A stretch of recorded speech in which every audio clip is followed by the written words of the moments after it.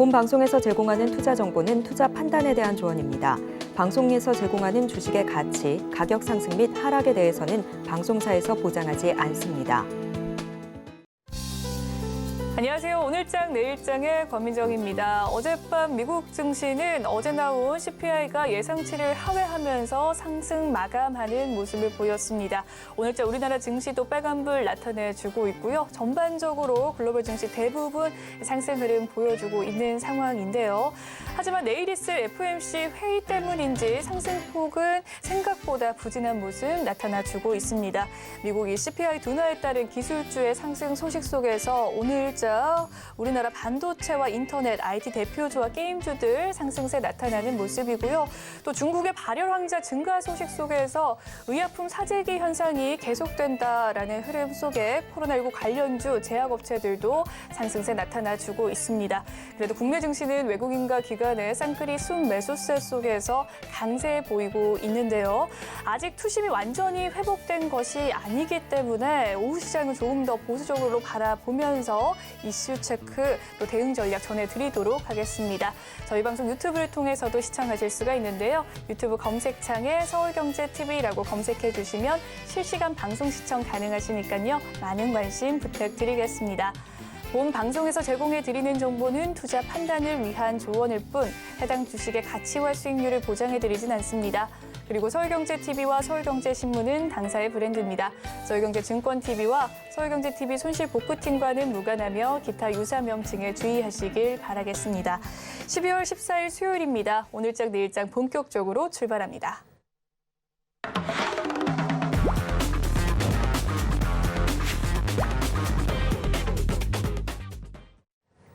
이 시각 보도본부 시간입니다. 오늘은 서지은 기자와 함께합니다. 어서 오세요. 안녕하세요. 네, 그러면 오늘은 어떤 헤드라인 들고 오셨을지 화면으로 만나보겠습니다.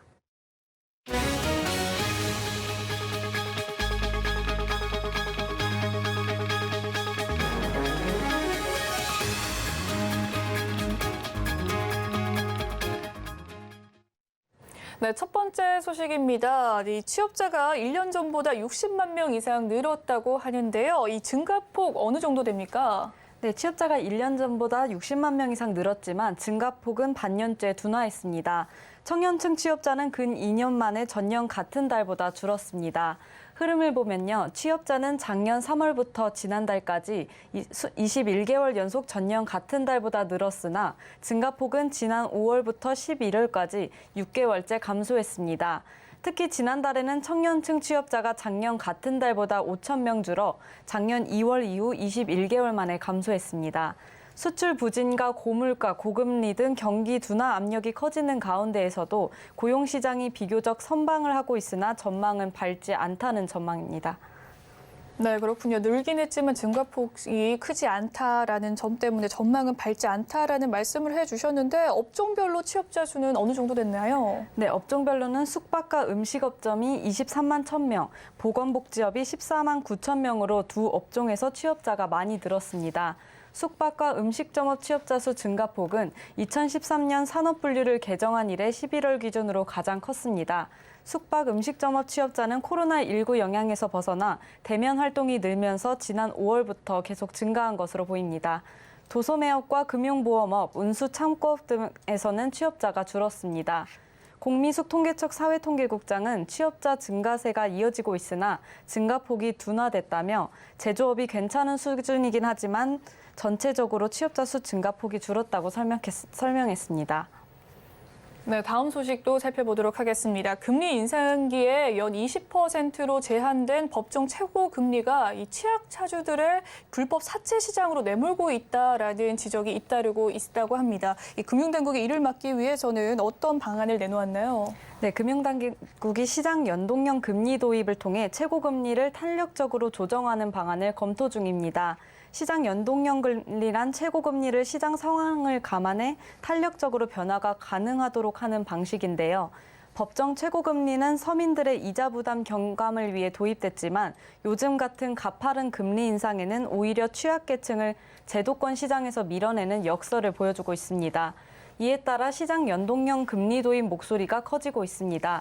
자세히 설명드리자면 현행 대부업법은 최고금리를 연 27.9% 이내 정하도록 규정하는데 문재인 정부가 지난해 7월 최고금리를 연 24%에서 20%로 낮췄으며 이 같은 금리는 현재까지 유지되고 있습니다. 하지만 금리가 인상되면서 대부업체가 리스크 관리를 위해 취약계층에 대한 대출을 축소하거나 중단하고 있는 것입니다. 네, 대안으로 시장 연동형 최고금리 도입이 시급하다라는 이야기인 것 같은데요. 다른 나라 사례는 어떻습니까? 네, 유럽 국가에서는 이미 시장 연동형 최고금리를 도입하고 있습니다. 프랑스의 경우 최고금리 상한을 이전 분기 시장 평균금리의 133%로, 이탈리아는 시장 평균금리의 150%로 규정하고 있습니다.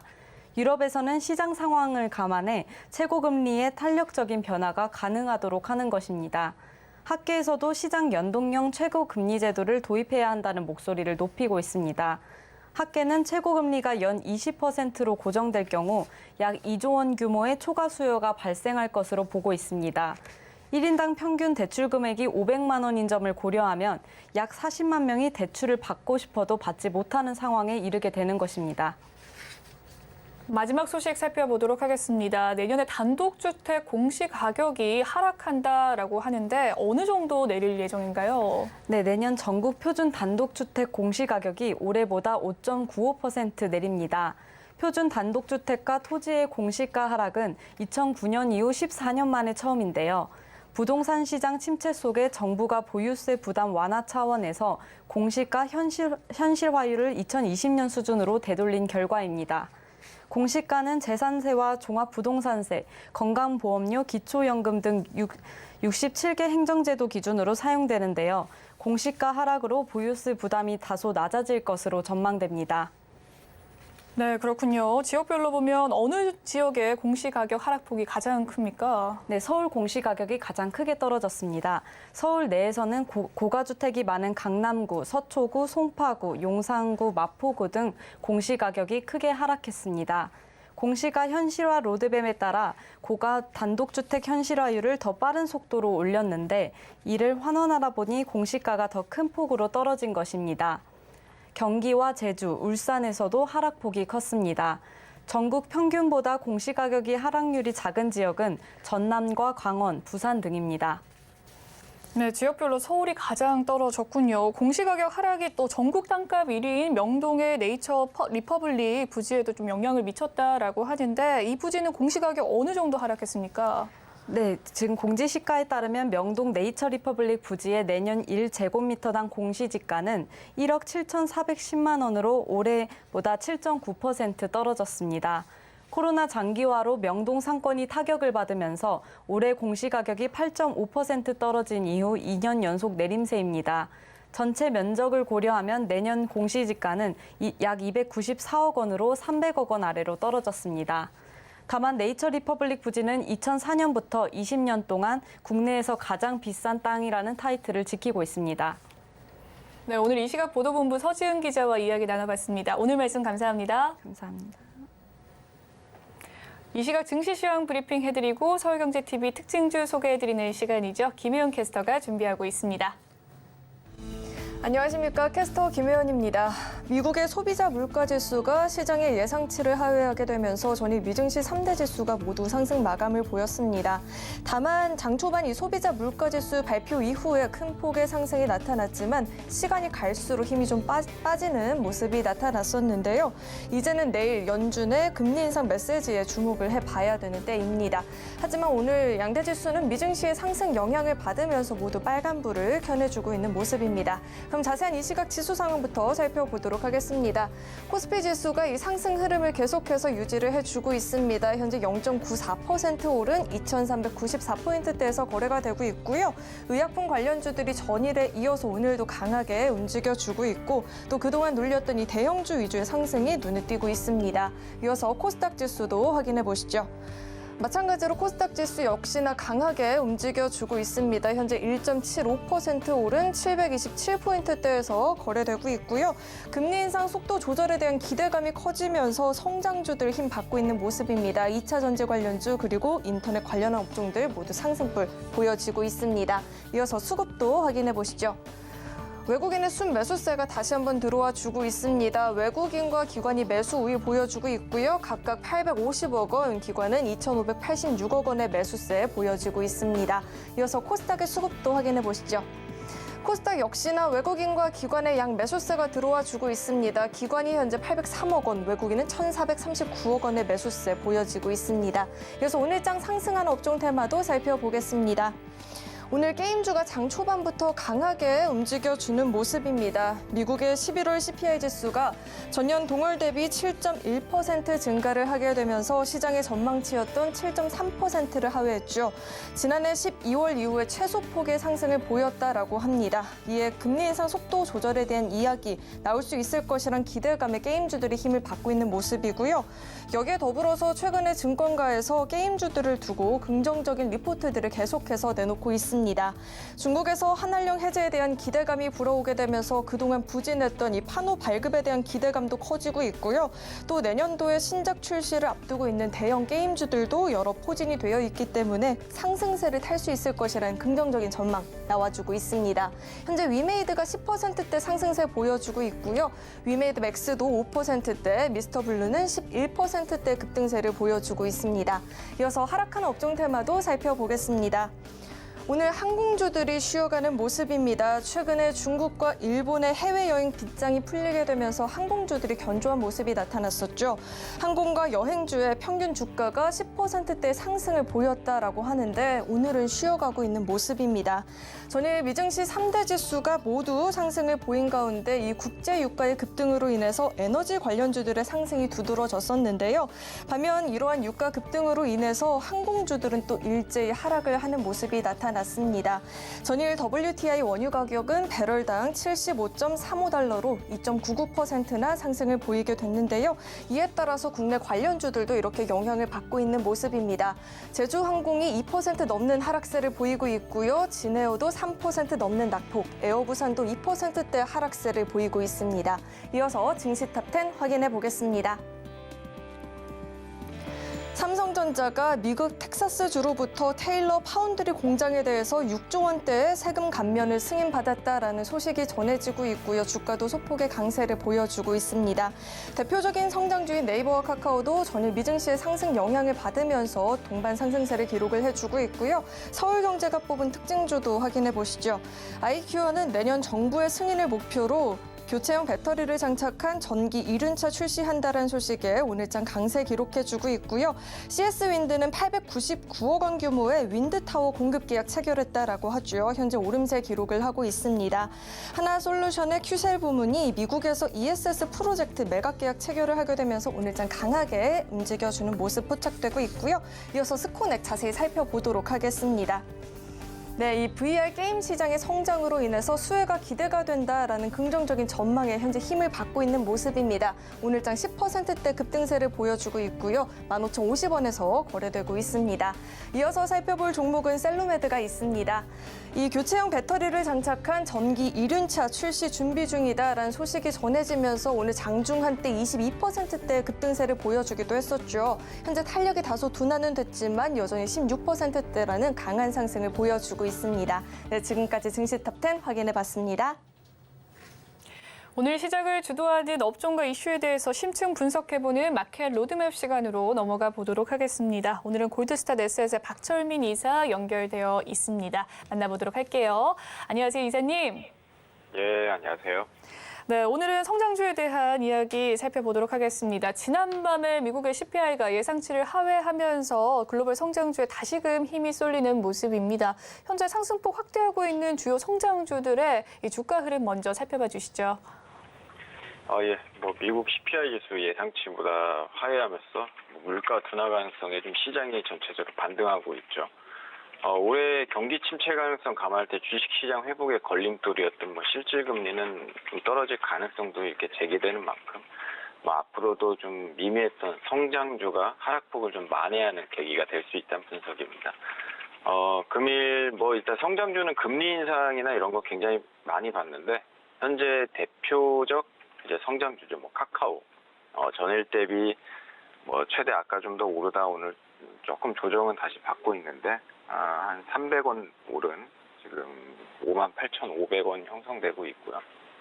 그리고 뭐 네이버도 거의 보합권인데 최근 들어 바닥에서 조금씩 반등할 여지 계속 보여지고 있고, 게임 업종도 대표적인 또 성장성 그런 성장주라고 할 수 있죠. 그래서 뭐 위믹스 관련 악재가 있었던 위메이드 굉장히 많이 오르네요. 10%대 이상 오르면서 현재 39,200원 나오고 있고, 또 NC소프트 신작 관련 수요가 좀 실패 우려가 좀 나오면서 악재가 한번 나왔어요. 좀 주가가 한번 빠졌었는데 어제 그래도 오늘 좀 반등을 한 4, 5%대 이렇게 반등을 하고 있고, 그 외에도 뭐 펄어비스라든가 카카오 게임즈 등도 전체적으로 좀 오름세입니다. 특히 기술주 중심의 뭐 코스닥 그동안 오르지 못하면서 눈치 보기 하다가 금일 뭐 기술주 반도체 소부장주부터 뭐 2차 전지 관련주들, 2차 전지주도 LG에너지 솔루션 하락 여파 때문에 좀 최근 조정이 있었지만 금일 전반적인 상승세 나오는 중입니다. 전체적으로 오늘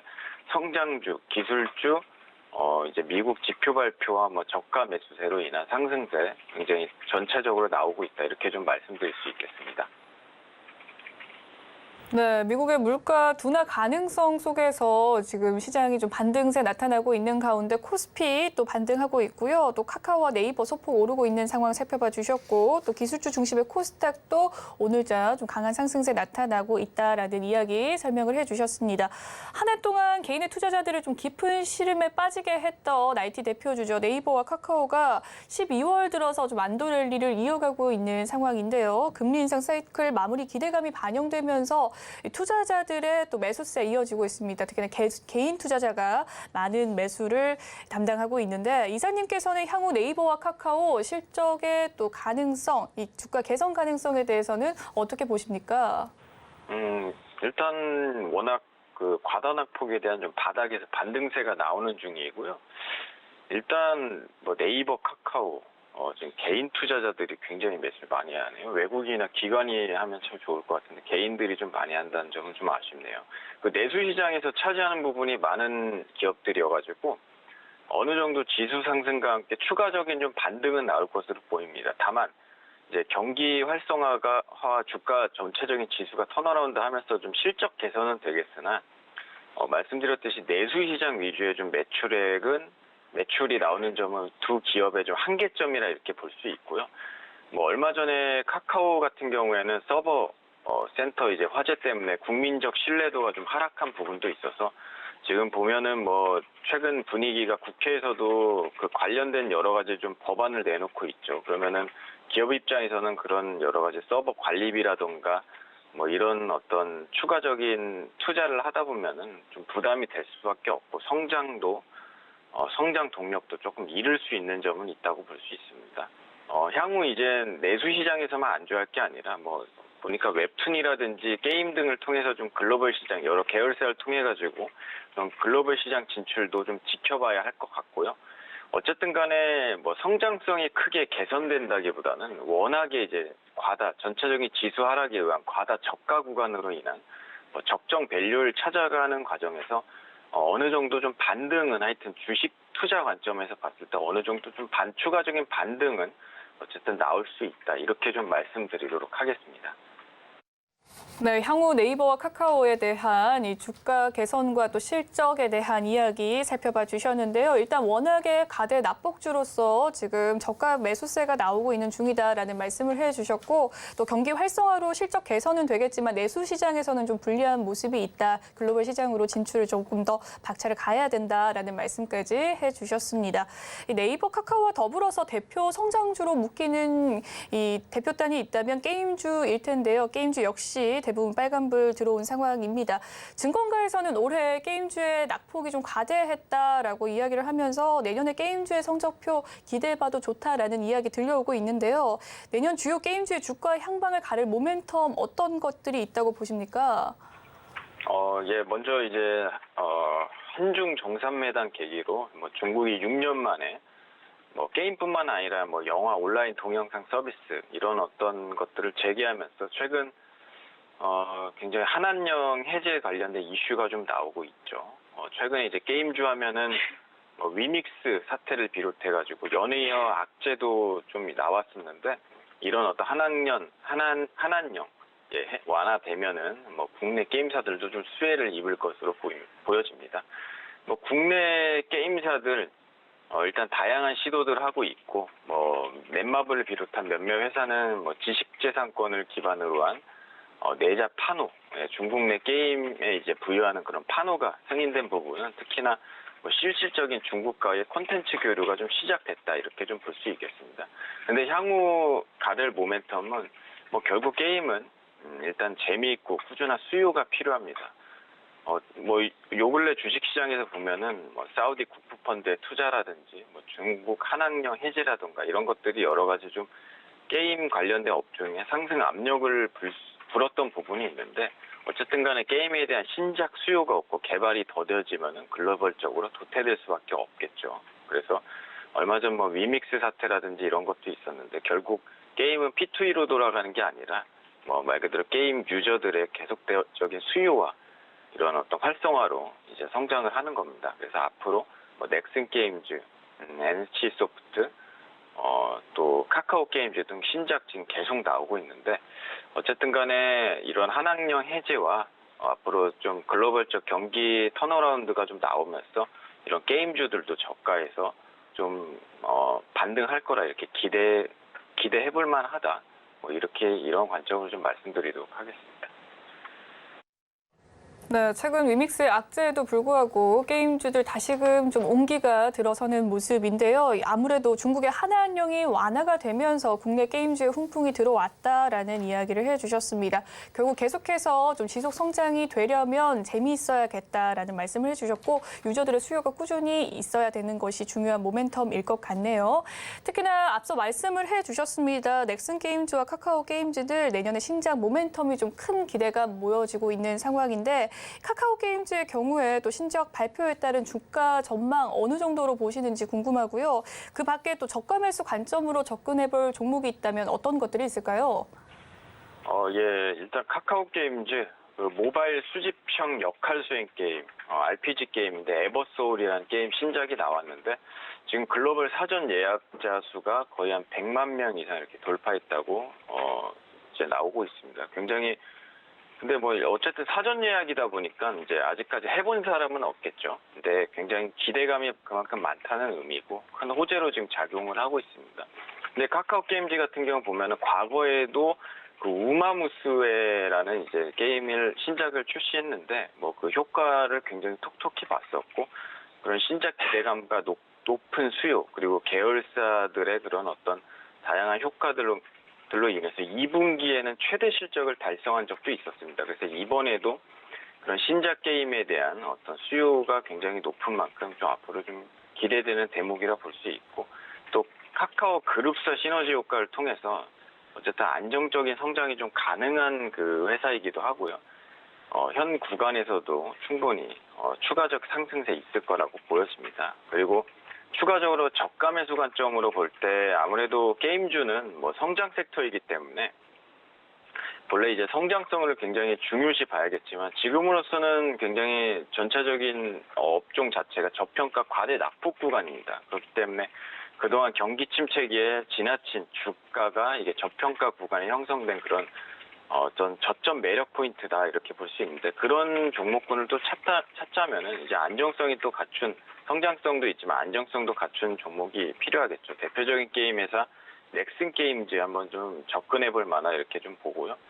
말 그대로 저가 매수 관점입니다. 넥슨 게임즈 하면은 정통적으로 뭐 바람의 나라, 서든어택, 카트라이더 이런 게임들 이제 서비스하는 회사인데, 특히 이번에 카트라이더 종료하고 카트라이더 2에 대한 어느 정도 기대감이 계속 좀 나오고 있습니다. 그래서 꾸준한 그런 다양한 게임의 매출 기조의 역사적 기록을 갖고 있는 회사라서 좀 매수 관점으로 유효하다 보고요. 물론 과거에 우리가 서든어택 같은 경우에도 서든어택 2를 한번 내놨다가 유저들의 굉장히 원성과 거의 뭐 패망했다 할 정도의 저수요로 조기 종료한 그런 아픈 기억이 있기 때문에, 카트라이더 2 같은 경우에는 좀 더 신중히 분석하고 개발했다고 생각이 듭니다. 뭐 제 개인적인 생각이지만요. 아무쪼록 성장성, 안정성 두루 갖춘, 현재 저점 구간에서는 그런 성장성과 안정성을 두루 갖춘 넥슨 게임즈 저가 매수 관점으로 접근해볼 만하다 이렇게 좀 말씀드리도록 하겠습니다. 네, 최근 신작으로 또 흥행 열풍에 또 예고되어 있는 카카오 게임즈에 대한 전망 살펴봐 주셨고요. 또한 저평가된 낙폭 구간으로서 게임주들 저점 매력의 포인트가 있다라고 말씀을 해주셨는데 이 저가 매수의 기회로 넥슨 게임즈 살펴보면 좋을 것 같다라는 생각이 듭니다. 다만 상승세를 이어가고 있는 성장주에 반해서요. 또 나스닥의 훈풍에도 불구하고 국내 기술주단의 흐름은 예상보다 좀 저조한 흐름 나타나고 있는데 그 배경은 무엇이라고 보십니까?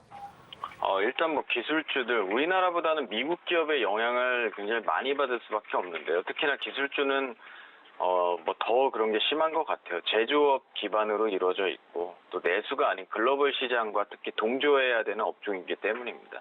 또 미국 증시가 경기 둔화 우려에 따른 뭐 하락과 최근에 테슬라, 애플 등 대형 기술주의 그런 어떤 부정적인 소식으로 좀 약세를 나타내는 점도 부담으로 작용하고 있고요. 특히 우리나라 시가총액 2위인 그 LG에너지솔루션이 최근 급락을 좀 거듭하고 있다는 점도 이렇게 부정적으로 작용을 한 것 같습니다. 지금 크게 뭐 기술주하면 여러 가지 파트가 있지만 큰 틀로 보면 반도체, 2차 전지 이렇게 있는데 뭐 결국은 투자도 이루어져야 되고 글로벌 경기야 뭐 완전히 이제 턴어라운드 해야지 좀 중장기적으로 실적이 나올 수 있는 섹터이기 때문에 뭐 단기적인 미국 CPI 관련 호재로 인한 이슈는 좀 재료가 부족하다고 보고 있고요. 일단 전체적인 어떤 통화량이 글로벌적인 좀 통화가 좀 풀리고 또 거기에 따른 소비가 진작되어야 실적도 계속 성장할 수 있는 섹터이기 때문에 투자자들도 아무래도 좀 현 시점에서는 좀 보수적이고 거시적으로 보는 경향이 현 흐름의 좀 배경이라 이렇게 좀 할 수 있겠습니다. 네, 지금까지 골드스타닷의 박철민 이사와 함께 성장주와 기술주에 대한 투자 전략 이야기 나눠봤습니다. 오늘 말씀 감사합니다. 네, 감사합니다.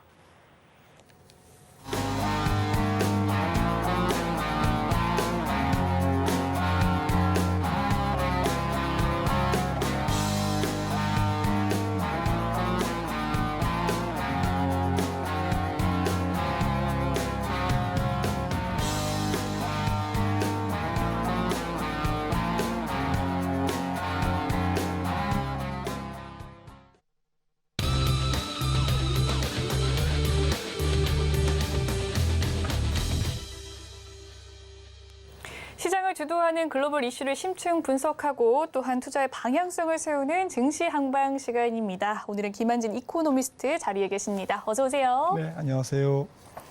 네, 글로벌 증시 점검해 보겠습니다. 2022년 막바지를 향해 가고 있습니다. 한때 힘이 좀 쓸리나 했던 국내외 증시의 좀 반등세가 다소 힘이 꺾인 모습인데 최근 글로벌 증시의 향방을 좌우하고 있는 핵심 흐름 무엇이라고 보십니까? 네, 지금 연준에 뭐 웃기도 하고 또 연준 때문에 고생도 한 해였는데 여전히 연말까지 연준이 좀 들었다 놨다 지금 하고 있고요. 그 연준의 통화 정책의 배경이 되고 있는 소비자 물가 또 생산자 물가 이런 지표에 따라서 증시가 좀 일비일비하면서 변동성을 키워가는 그런 양상을 보이고 있습니다. 네, 최근 증시를 좌우하는 핵심의 이슈는 역시나 연준 인사들의 네. 발언이 아닐까라는 생각이 드는데요. 한편 또 올해 마지막 FOMC가 남아있지 않겠습니까? 내일 새벽에 또 열릴 네. 예정이라고 하는데 이 빅스텝의 인상 가능성 반영되어 있다라고 또 시장이 예측을 하고 있고 다만 앞서 발표된 또 CPI, PPI 경우에도 또 최소폭의 상승을 보이면서 시장이 예상치를 또 하회를 했는데 인플레이션의 최악의 국면을 좀 넘겼다고 봐도 무방할까요? 네, 오늘 이제 FOMC 위원들이 뭐 11월 그 소비자 물가 지표를 들고 이제 첫날 회의에 참석을 했습니다. 네, 그래서 아마 오늘 밤에 이제 점도표를 찍고 그 결과가 내년에 이제 경제 전망과 더불어서 이제 12월 FOMC이기 때문에 서머리 오브 경제 전망 SEP라는 것을 발표하는데요. 거기에 이제 점도표도 이제 발표가 됩니다. 그래서 말씀하셨듯이 뭐 소비자 물가가 예상치를 하회했기 때문에 그 7.1%가 나왔거든요. 전년 동월비. 그리고 에너지 가격 등 변동성이 큰 항목을 뺀 근원 CPI는 6.0이 나왔습니다. 6.0인데다가 주목할 것은 전월 대비 0.1이거든요. 만약에 전월 대비 0.1이 계속되면 1년이 지나도 1.2%밖에 근원 물가가 안 오른다는 뜻입니다. 그러니까 연준이 목표로 하는 2%의 근원 물가에 이제 일단은 뭐 한 달이지만 11월 물가 지표 한 달치지만 충족이 됐다. 시장이 환호할 만합니다. 하지만 마켓이 그 전에 조금 그 반응을 보였고 그저께죠. 그리고 어제 장 초반에 주가가 뛰었기 때문에 이러한 그 부분이 조금 더 이렇게 기술적 저항선에 부딪히면서 주식시장이 주춤한 그런 모습을 보였습니다만은 아무래도 이제 말씀 주셨듯이 오늘 밤 한국 시간으로는 새벽 4시에 이제 성명서가 발표되고요. 4시 반부터 우리 한국 시간으로 파월 의장의 연설이 시작됩니다. 아마도 파월 의장의 연설은 뭐 갈 길이 멀다라는 어쨌든 약간 엄살 섞인 그러한 문구를 사용할 것 같습니다. 그래서 쉽게 피봇을 하진 않겠다. 금리를 내릴 뭐 이런 것들에 대한 기대는 하지 말라. 하지만 좀 물가에 조금 중대한 고비는 넘긴 것 같다라는 약간 비둘기적 표현이 나오지 않을까 이렇게 기대를 하고 있고요. 종합적으로 어쨌든 어제 CPI 때문에 주식시장은 조금 연준의 조금 과도한 긴축의 압박에서부터는 조금 해방됐다, 풀려났다 이렇게 볼 수가 있겠습니다. 주식시장이 연말 혹은 연초까지 조금 그래도 편안한 그러한 흐름을 보이지 않을까 이렇게 예상을 해봅니다. 네, 그렇군요. 어제 나온 CPI 소비자 물가 지수가 좀 예상치를 하회하는 모습 속에서 또 시장의 평가에 대해서 말씀을 해주셨는데 이제는 좀 과도한 긴축 압박으로부터는 좀 자유롭게 되었다. 비둘기적인 발언이 나오지 않을까 예상을 해주셨습니다. 그런가 하면 내년에 또 글로벌 경기 침체 가능성 배제해 볼 수 없을 텐데 또 그 규모가 크지 않을 것으로 의견들이 모아지고 있어요. 경기 침체가 현실화될 경우에 금융 전반에는 어떤 변화들이 나올까요? 네, 경기 침체 강도에 따라서 좀 달라질 문제지만 지금 미국 경제 성장률이 올해 한 2% 안 되는 낮은 성장률을 기록할 것으로 예상이 되는데요. 내년도에는 전망이 컨센서스가 플러스 1%에서 마이너스 1%까지 좀 편차가 큽니다. 플러스 1%, 마이너스 1% 조금 작나요? 어쨌든 마이너스 성장을 예상을 할 수가 있고요. 말씀 주셨듯이 만약에 금융시장의 경착륙, 그러니까 마이너스 때 성장률이 미국 경제에서 실현이 된다면 우선은 주식시장 입장에서는 역실적 장세, 기업들의 실적이 나빠지는 그런 상황이고요. 앞서 말씀드렸듯이 어쨌든 통화정책보다는 내년도에는 이제 고용지표가 얼만큼 둔화되느냐라는 것이 초점인데 고용지표 둔화는 곧 임금 상승률의 둔화와 물가는 안정되지만 대신에 경기는 조금 둔화되는, 후퇴하는 이제 그런 것들을 의미하기 때문에 이제부터는 기업 실적과의 싸움 내지는 뭐 경기 지표와의 전쟁, 경기 지표가 얼만큼 둔화는 되겠지만 얼만큼 둔화되느냐에 대한 촉각이 곤두세워질 것 같고요. 또 한편으로는 어차피 올해보다는 내년도 경기 침체가 경기 둔화 폭이 큰 것은 거의 기정사실이기 때문에 그렇다면 달러가 본격적으로 약세로 가기는 좀 어려워 보이거든요. 그래서 이제 달러가 좀 시원스럽게 약세로 가면서 특히 우리나라 시장 같은 미국 이외의 지역으로 자본 배분이 좀 활발히 이루어질 가능성은 조금 제한될 것이다. 물론 이루어지겠지만 기대만큼은 조금 제한될 가능성이 있고 또 경기 침체는 기업들의 어쨌든 캐시플로우, 현금 흐름을 악화시키기 때문에 부채가 많은 기업들이 조금 고전하겠죠. 내년도에. 그래서 부채가 많은 기업들이 조금 자금난을 겪을 가능성.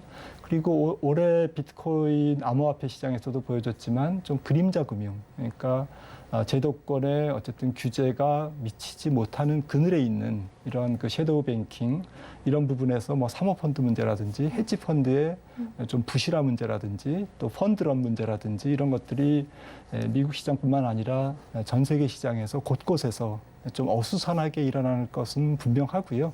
하지만 그럼에도 불구하고 전체적인 경제가 조금 뭐 큰 폭으로 둔화만 안 된다면 그래도 이런 쪽은 어느 정도는 예상을 지금 하고 있기 때문에 경기 둔화기에 주가의 조정폭은 조금 제한되지 않을까 이렇게 결론을 지어봅니다.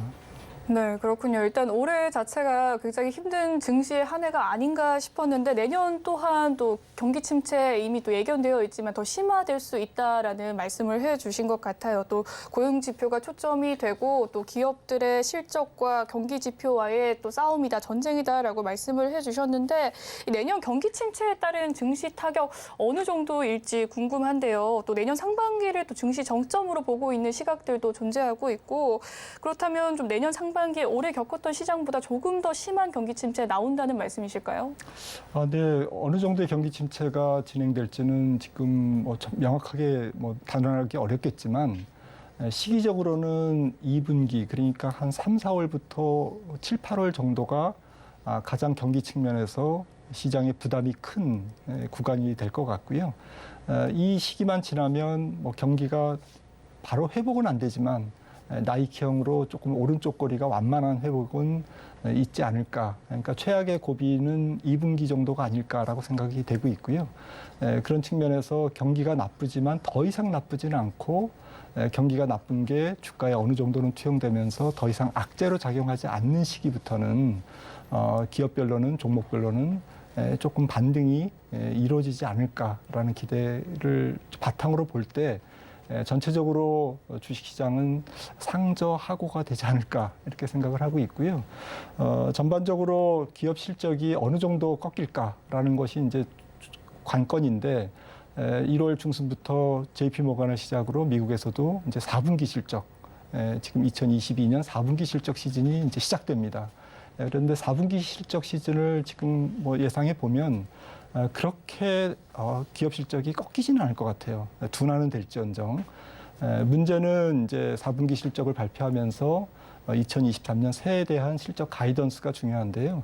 실적 가이던스가 발표되면서 애널리스트들의 실적 조정이 이루어지면 미국 EPS가 지금 230달러에서 한 210달러 정도로 한 10% 언저리에 좀 후퇴하지 않을까. 12개월 예상 EPS죠. 이런 것이 후퇴하면 S&P 500 기준으로 적정 주가는 한 3,600까지는 밀릴 수 있는 하방 리스크가 존재한다. 그러니까 실적 둔화로 인해서 경기 침체로 인해서 미국장 기준으로 한 10%의 하방 조정 압력은 있는데 이게 꼭 온다라는 의미는 아니고요. 그런 리스크를 안고 내년 시장을 좀 지켜봐야 될 것 같습니다. 전반적으로 내년 증시의 그림은 좀 상저하고의 그림으로서 나이키형의 또 완만한 상승세가 이어질 수 있다라는 이야기를 해주셨는데 일단은 좀 깊은 조정은 불가피한 요소인 것 같고 이 기업의 실적이 어떤지가 중요한데 그렇게까지 또 심히 꺾이지 않을 것이다라고 말씀을 해주셨습니다. S&P 500 지수가 또 3,600까지 떨어진다면 우리나라 지수에는 어느 정도로 흔들리는 요소가 될까요? 네, 금리 대비 밸류에이션을 제가 계산을 해보니까 미국장보다는 우리나라 시장이 조금 더 유리한 것 같더라고요. 그리고 우리나라 시장이 사실은 작년 하반기부터 떨어졌지 않습니까? 네. 미국장은 올해부터 떨어졌고 그래서 반등 역시 우리나라 장이 조금 먼저 이루어지지 않을까. 우리나라의 어쨌든 소재, 부품, 반도체의 특성상 세계 경제 턴어라운드보다는 조금 일찍 반등하는 그런 성향이 있기 때문에 밸류에이션 측면에서도 한국장이 조금 유리하고 그리고 반등의 시점 측면에서도 미국장보다는 한국 증시가 조금 더 빠른 반등을 이뤄내지 않을까라는 기대감을 안고 내년 장을 좀 임해야 될 것 같습니다. 네, 그렇군요. 조금 더 빠른 반등의 네. 장을 기대해 보도록 하겠습니다. 오는 15일이죠. 내일인데 이제 약 30여 개국의 금리 인상 빅매치가 열립니다. 이 연준의 움직임으로부터 자유로울 수 없는 각국의 또 중앙은행이 금리 인상의 향방을 결정할 텐데 우리 시간으로 내일 오전 11시에도 이창용 한은 총재의 토론회가 열릴 예정이라고 합니다. 투자자들 어떤 부분에 방점을 두고 또 이슈들을 체크해 봐야 될까요? 네, 방송기자협회가 주관하는 하는 총재로서는 처음인 것 같습니다. 제 기억에. 그래서 토론회입니다. 그래서 자유롭게 기자분들이 질문을 하고 거기에 대한 응답을 하는데 어쨌든 새벽에 FOMC 결과를 보고 하는 총재께서 이제 그 토론장에 나서기 때문에 좀 이번 12월 FOMC 결과를 토대로 한국은행은 내년 1월 13일 날 어떠한 정책을 펼칠까? 지금으로서는 25bp 인상이 유력한데요.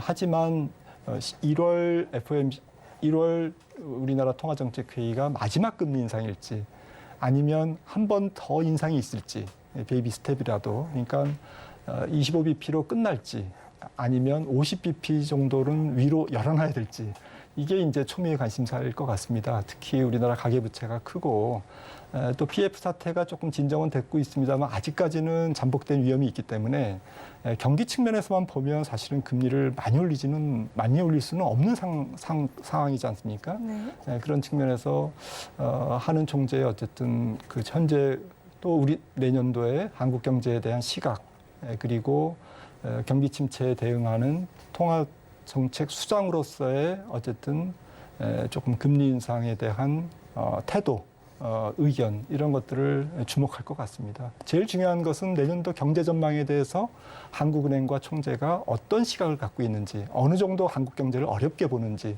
이런 부분들에 조금 초점이 맞춰질 것 같습니다.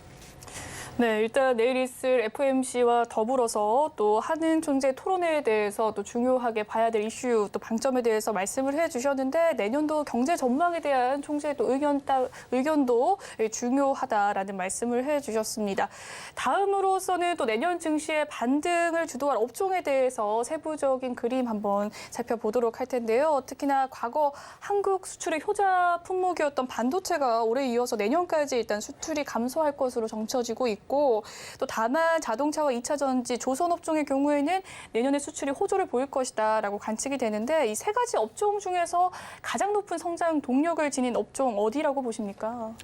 네, 아무래도 내년도는 세계 교육이 추가로 올해보다는 좀 둔화될 가능성이 있기 때문에 일단 뭐 모든 수출 업종이 상반기까지는 고전을 면치 못할 것 같고요. 따라서 무역 수지도 뭐 올해처럼은 아니겠지만 한 200억 달러의 적자가 예상되고요, 연간.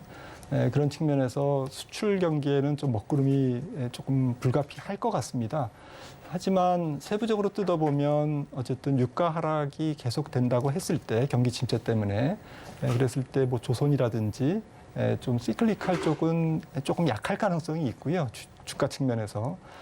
그리고 경기 측면에서도 조금 뭐 어두울 수 있고요.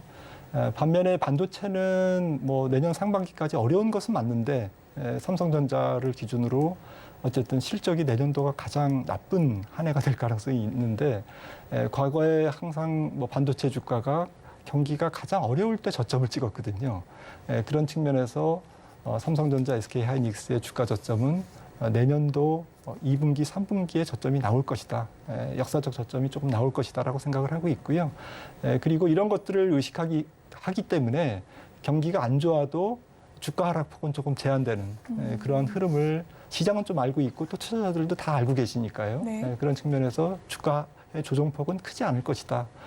하지만 시클리칼 말고 경기 순환성의 어떤 업종 말고 좀 장기적으로 지금 앞으로 한 2, 3년 내지는 한 4, 5년간 꾸준하게 성장할 업종은 2차 전지인 것 같습니다. 그래서 2차 전지가 지금 올해도 선전하고 있고요. 물론 테슬라 주가가 좀 빠지고 있지만 전체적으로 우리나라 2차 전지인 어쨌든 그 2차 전지 업체들은 전기차의 폭발적인 성장세가 앞으로 2, 3년간 계속된다라는 그런 가능성이 높기 때문에 내년도에도 선전하지 않을까 이렇게 생각을 합니다. 그렇군요. 대표적인 또 반도체에 따른 내년에 뭐 실적 악화 이미 예견되어 있는 상황이라서 선반영 되겠지만 역사적인 저점을 쓸 것이다라고 이야기를 해주셨고 2차 전지 가장 높은 성장성 기대된다라는 말씀을 해주셨습니다. 한편 계속되는 경제 위기 속에서 올 한 해 전 코스피 업종들이 다 마이너스를 보였었는데요. 다만 미국과 우리 증시의 밸류에이션 조정이 마무리 국면이다라는 견해들이 나오면서 내년 상반기 업종을 좀 주도할 수 있는 또 반등세 나올 수 있는 업종이 있다면 어떤 업종이라고 보십니까? 네, 만약에 주가가 이제 조금 편안한 자리, 그러니까 베어마켓 랠리가 아니라 추세적인 어쨌든 상승 트렌드로 완전히 턴어라운드 했다라는 것이 주식시장에서 인지가 되면 그런 순간에는 조금 초기에는 반등 초기에는 업종이나 스타일을 불문하고 많이 떨어진 종목들이 일단은 주가 탄력이 회복이 좀 강하지 않을까 이렇게 생각을 하고 있고요. 그러니까 테크니컬하게 어쨌든 기술적으로 접근해야 되지 않을까라고 생각을 합니다. 그러니까 가치 매력이 있는 종목뿐만 아니라 가격 매력도 있는 종목들이 어쨌든 반등 초기 장세에서는 항상 유리했다라는 경험을 좀 말씀드리고요. 일단 그렇게 초기 반등이 이루어지면 동반적인 어쨌든 우르르 다 같이 올라가는 그런 국면이 이제 일단락되면 그때부터는 좀 전에 말씀 나눈 좀 성장성이 높은 종목 쪽 그리고 앞으로 경기가 뭐 2023년 중반 정도면 또 2024년을 조금 내다보면서 미래를 조금 앞당겨서 또 주식시장이 프라이싱할 가능성이 높기 때문에 말씀드렸던 반도체 그리고 2차 전지 또 방산, 신재생 이런 업종 쪽으로 좀 신성장 산업 쪽으로 포커싱을 하면서 대응하시는 게 좋지 않을까라고 생각합니다.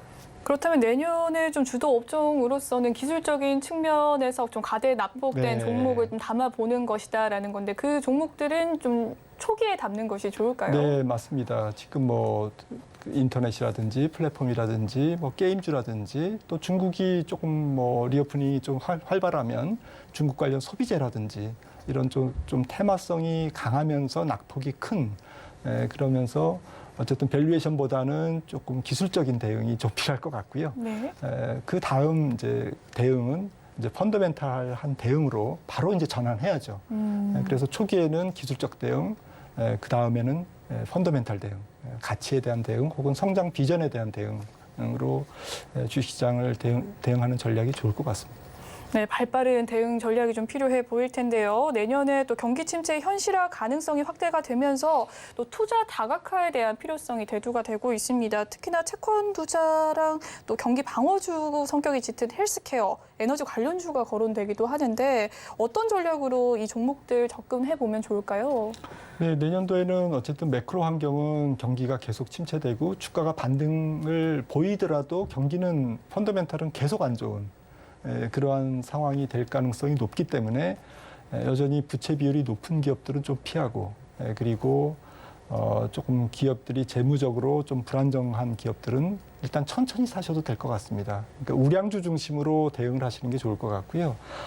섹터 쪽으로는 아무래도 전체적으로 뭐 시장이 뭐 이렇게 큰 에너지를 조금 뿜으면서 주도주를 형성하면서 굉장히 큰 장세가 나타나기보다는 성장 테마 중심으로 빠른 순환매가 예상되거든요. 어쨌든 강세장의 강도에 따라서 다르겠지만 그런 측면에서는 조금 종목 중심으로 대응을 하시는 게 여전히 좋을 것 같습니다. 네, 지금까지 김한진 박사님과 국내 증시 동향과 투자 전략 면밀하게 살펴봤습니다. 오늘 말씀 감사합니다. 본 방송에서 제공해드리는 정보는 투자 판단을 위한 조언일 뿐 해당 주식의 가치와 수익률을 보장해드리진 않습니다. 그리고 서울경제TV와 서울경제신문은 당사의 브랜드입니다. 서울경제증권TV와 서울경제TV 손실복구팀과는 무관하며 기타 유사 명칭에 주의하시길 바라겠습니다. 오늘 준비한 소식은 여기까지고요. 잠시 후 마감 임박 60분의 승부도 많은 시청 부탁드립니다. 저는 내일 다시 찾아뵐게요. 시청해주신 여러분 고맙습니다.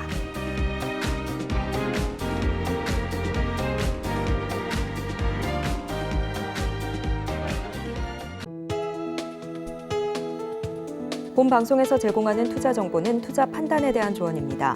방송에서 제공하는 주식의 가치, 가격 상승 및 하락에 대해서는 방송사에서 보장하지 않습니다.